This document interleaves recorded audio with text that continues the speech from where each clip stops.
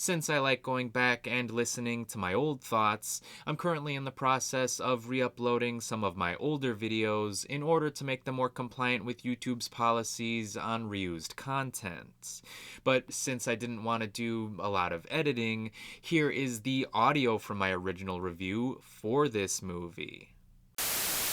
Movie fandoms are hard to please. Introduce something new to the franchise and you might upset older fans. Tread similar ground as before and the content you create starts becoming stale. For example, Rian Johnson tried taking Star Wars in a new direction with The Last Jedi, and despite having a positive critical response, the backlash from the fan community was massive.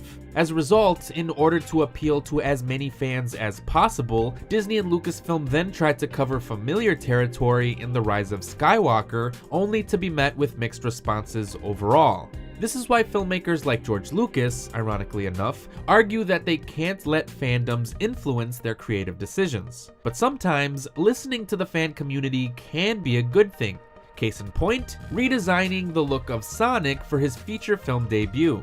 The original character model for Sonic in this film was atrocious. God-awful. The stuff of nightmares. Or even worse, something out of Tom Hooper's Cats. But thankfully, Paramount listened to their fans and redesigned Sonic to look like his classic video game design, and the results are wonderful. I don't know why anyone would want Sonic to look realistic.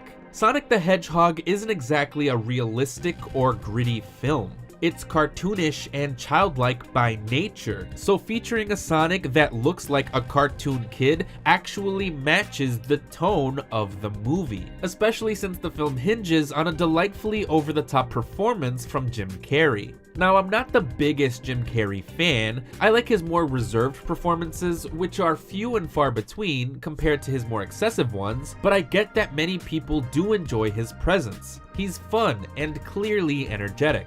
So if you aren't that fond of the Sonic character, you may just feel some nostalgia towards Jim Carrey for harkening back to some of his wilder 90s performances. And James Marsden is actually quite delightful as well. I'll always relate Marsden to the dreadfully underutilized Cyclops in Fox's X-Men franchise, but I know he has more range than that, and I love that he had great chemistry with a cartoon hedgehog. I loved the friendship between these two characters. They were charming together, so kudos to Ben Schwartz for nailing the voice of Sonic. His vocal work was spot on.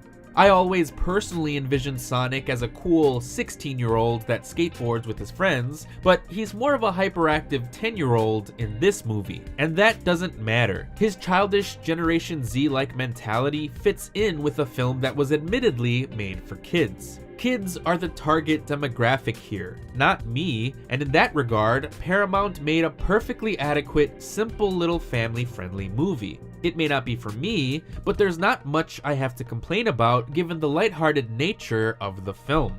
The CGI is a little spotty, the screenplay is overly simplistic and predictable, the acting is cheesy, but the movie is fun. It's so joyful and charming, you can't help but feel for these characters. For example, the plot. Sonic has been in hiding for years, but when he gets discovered by the malicious Dr. Robotnik, aka Eggman, he needs the help of a friend to get him to safety. It's a simple premise, but it's engaging enough to get you to care for the characters involved, especially since the characters are so damn charming.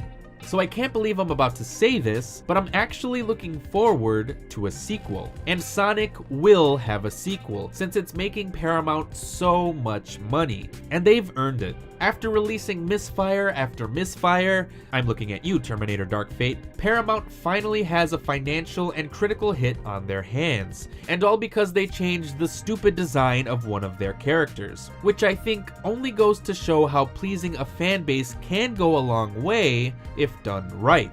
You can't please everyone, I get that, but honoring the legacy of the source material by creating a faithful adaptation, that's all anyone from any fan base can ask for.